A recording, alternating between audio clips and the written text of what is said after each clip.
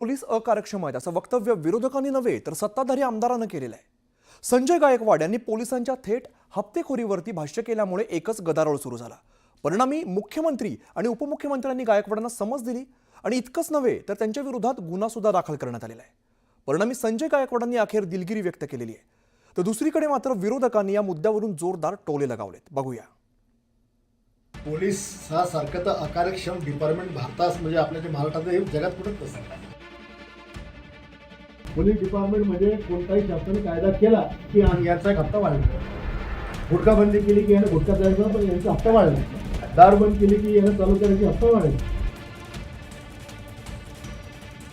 सत्ताधारी महायुतीतील घटक पक्ष असलेल्या शिवसेनेचे आमदार संजय गायकवाडांनी पोलिसांच्या इब्रतीची लखतरच वेशीवर टांगली। आमदार संजय गायकवाडांनी त्यांच्या स्थानिक पोलिसांचा वाईट अनुभव आल्यामुळे जहाल भाषेत भावनेला वाट करून दिली। नवीन कायदा तयार केल्यानंतर पोलिसांचा हप्ता वाढतो असा दावाही संजय गायकवाडांनी केलाय। पोलीस हा सारखं तर अकार्यक्षम डिपार्टमेंट भारतात म्हणजे आपल्या जे महाराष्ट्रात जगात कुठंच नसतं। पोलीस डिपार्टमेंट म्हणजे कोणताही शासनाने कायदा केला की यांचा एक हप्ता वाढला, गुटखा बंदी केली की याने गुटखा द्यायचा पण यांचा हप्ता वाढला, दारू बंद केली की याने चालू करायची हप्ता वाढला। आमदार संजय गायकवाडांच्या वक्तव्यामुळे पोलिसांची प्रतिमा मलिन झाली आहे। परिणामी मुख्यमंत्री देवेंद्र फडणवीस यांनी आक्रमक पवित्रा घेत कारवाईचा इशारा दिलाय। मला असं वाटतं की पोलिसांच्या बद्दल असं बोलणं योग्य नाही आहे आणि मी स्वतः शिंदे साहेबांना सांगणार आहे की त्यांना कडक समज द्या, हे असं चालणार नाही, हे योग्य नाही आणि वारंवार जर ते असं बोलत असतील तर त्याच्यावर ॲक्शन घेतली जाईल। उपमुख्यमंत्री एकनाथ शिंदेंनीही आमदार संजय गायकवाडांना खडे बोल सुनावलेत। आक्षेपार्ह विधान लोकप्रतिनिधींच्या तोंडी शोभत नाही, यापुढे बोलताना काळजी घ्या अशा शब्दात एकनाथ शिंदेंनी संजय गायकवाडांना समज दिली आहे।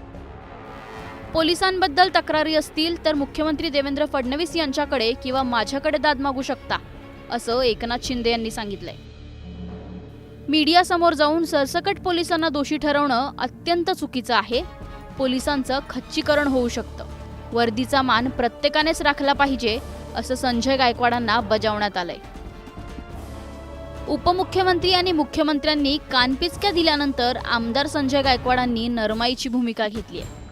देवेंद्रजींनी त्याबद्दल नाराजी व्यक्त केली। एकनाथ शिंदे साहेबांचा मला फोन आलेला, पण माझं वक्तव्य हे काही संपूर्ण महाराष्ट्रातल्या पोलिसांचं धैर्य खचवणं, त्यांचं धाडस, साहस, पराक्रमाचा अपमान करण्याकरता नव्हतं। जे अनुभव माझ्यासोबत त्या ठिकाणी झालेले होते ते अनुभवच मी त्या ठिकाणी मांडले आणि माझ्या या शब्दामुळे जर महाराष्ट्रातल्या पोलिसांचं किंवा महाराष्ट्र सरकारची जर त्याच्यामध्ये अशी नाचक्की होत असेल तर मी महाराष्ट्र पोलिसांची जाहीरपणे दिलगिरी व्यक्त करतो। काल जे चुकून महाराष्ट्र पोलीस आपला विषय झाला की महाराष्ट्र पोलिसांवर आपण ताशेरे ओढले, तर तो विषय महाराष्ट्र पोलिसांचा नाहीये, तो आपल्या स्थानिकचा विषय त्या ठिकाणचा होता आणि त्या स्थानिकच्या मुद्द्यावर मी ठाम आहे।